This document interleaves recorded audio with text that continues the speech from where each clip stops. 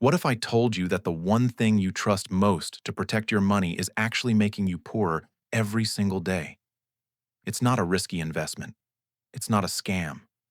It's sitting right there in your bank account. That pile of cash you've been building up feels safe, doesn't it? Like a warm blanket on a cold night. But what if that blanket is slowly suffocating your financial future? Today, we're going to pull back the curtain on a huge money mistake that millions of people make. We'll show you why having too much cash on hand is a silent wealth killer. And we'll give you a simple, powerful plan to stop losing money and start building real, lasting financial freedom. Let's get one thing straight. Having cash is not the enemy. You absolutely need it. But how much is too much? That's the million-dollar question. Think of your bank account like a pantry. You need enough food to get you through the week, maybe a little extra for unexpected guests. But what happens if you start stockpiling food for the next 5 years? It goes bad, it expires, it becomes worthless. Your cash works the same way. The financial world has a name for this problem. It's called inflation. Inflation is the reason a dollar today is worth more than a dollar tomorrow. Over time, the prices of everything go up. Your groceries, your gas, your rent.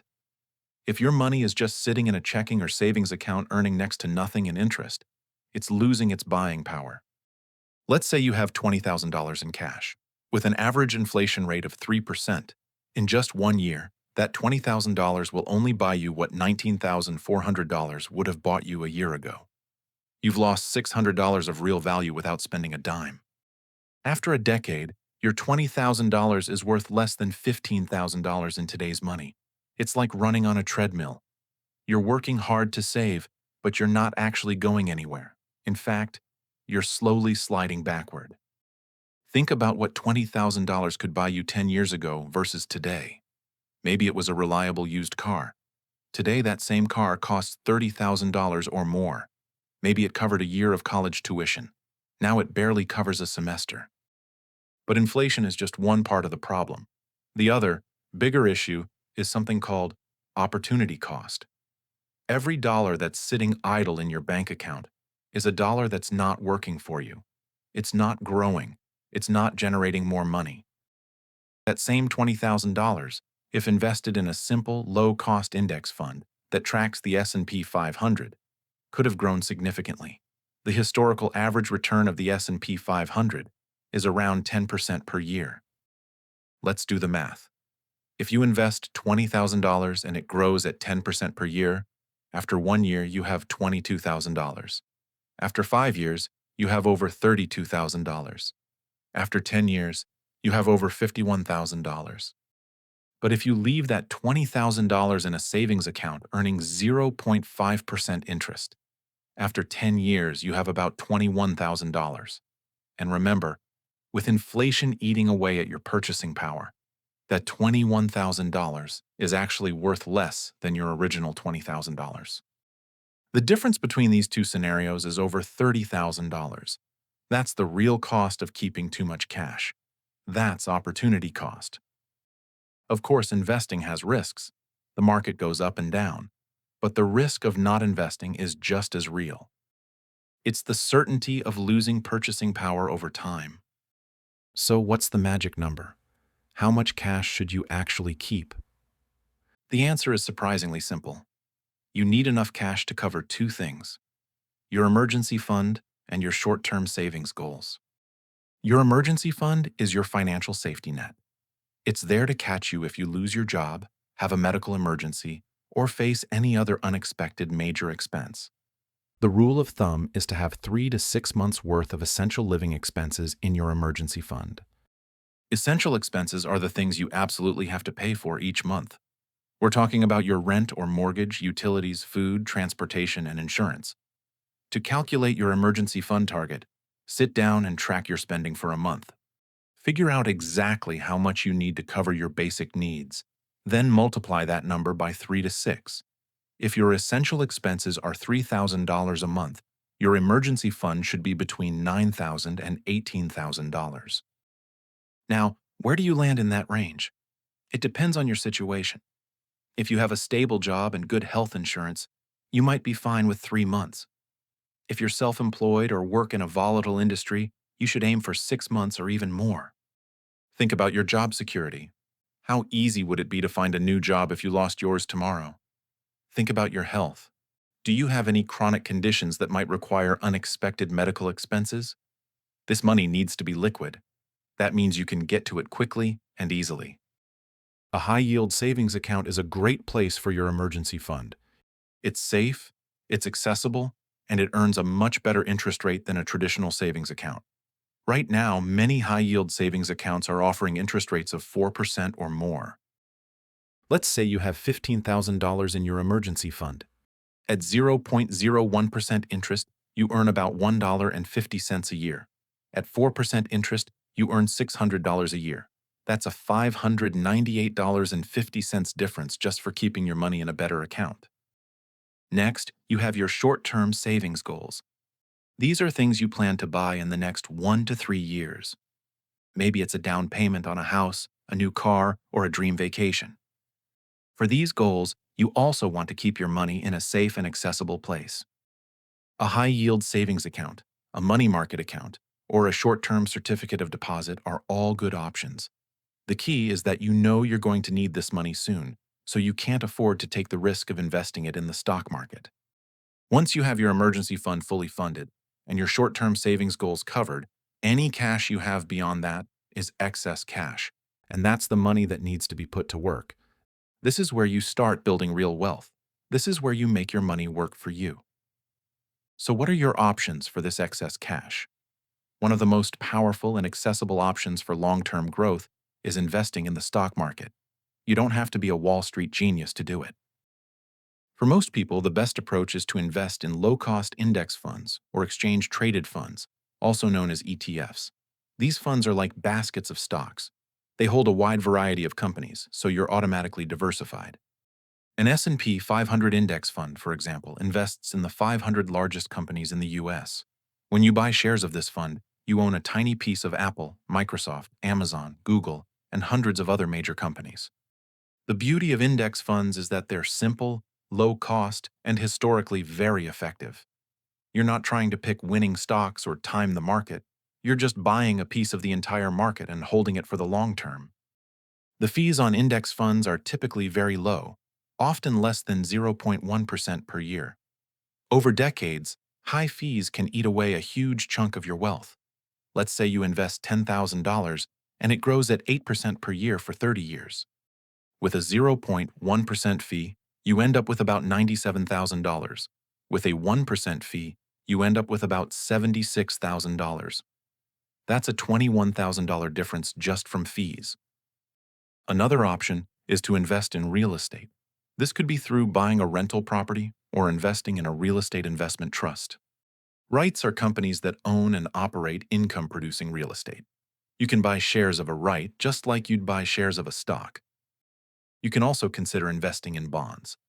Bonds are essentially loans you make to a government or a corporation. They're generally less risky than stocks, but they also offer lower returns. A balanced portfolio often includes a mix of stocks and bonds, with the ratio depending on your age and risk tolerance. If you're young and have a long time horizon, you can afford to take on more risk for the potential of higher returns. If you're 25 years old and won't need this money until you retire at 65, you have 40 years for your investments to grow and recover from any market downturns. If you're closer to retirement, you'll want to be more conservative. If you're 60 years old and planning to retire at 65, you don't have time to wait out a major market crash. A financial advisor can help you create a personalized investment plan. But even if you're just starting out, you can open an investment account online in minutes and start investing with just a few dollars. The most important thing is to start. Every day you wait is a day you're losing ground to inflation and missing out on the power of compounding. When you invest, your money earns a return. The next year, you earn a return on your original investment, plus the return you earned in the first year. Over time, this creates a snowball effect that can turn a small investment into a substantial amount of wealth. Let's say you invest $20,000 and earn an average annual return of 8%. After 10 years, you'll have over $43,000. After 20 years, you'll have over $93,000. And after 30 years, you'll have over $200,000. That's the power of putting your money to work. And the earlier you start, the more powerful it becomes. Here's another example. If you start investing $500 monthly at age 25 for just 10 years, then stop. You'll have invested $60,000 by age 35. Leave that money invested without adding more. Compare that to waiting until age 35. If you invest $500 monthly from age 35 to 65, you'll have invested $180,000 over 30 years. Assuming an 8% annual return in both scenarios, which approach gives you more money at age 65? Starting at 25 gives you about $1.1 million. Starting at 35 gives you about $745,000. Even though you invested 3 times as much in the second scenario, starting earlier gives you significantly more because your money had more time to compound. Now, I know what some of you are thinking, but what if the market crashes? It's a valid concern. The stock market goes up and down. But history has shown that over the long term, the market has always recovered and gone on to new highs. The S&P 500 has survived the Great Depression, World War II, the 2008 financial crisis, and the COVID pandemic. Every single time, it has come back stronger. If you had invested in the S&P 500 at its peak right before the 2008 crash, you would have lost about 50% of your money in the following year. But if you held on and didn't sell, you would have fully recovered by 2013. And if you kept holding, your investment would have more than tripled by 2021. The key is to stay invested. Don't panic and sell when the market is down. Instead, think of market downturns as a buying opportunity. When stocks are on sale, you can buy more shares for the same amount of money. This is a concept called dollar cost averaging. By investing a fixed amount of money on a regular basis, you buy more shares when prices are low and fewer shares when prices are high. Over time, this can lower your average cost per share and increase your potential returns. It's a simple, disciplined approach that takes the emotion out of investing. Another common fear is that investing is too complicated, but it doesn't have to be. You don't need to spend hours researching individual stocks. You don't need to follow the market every day.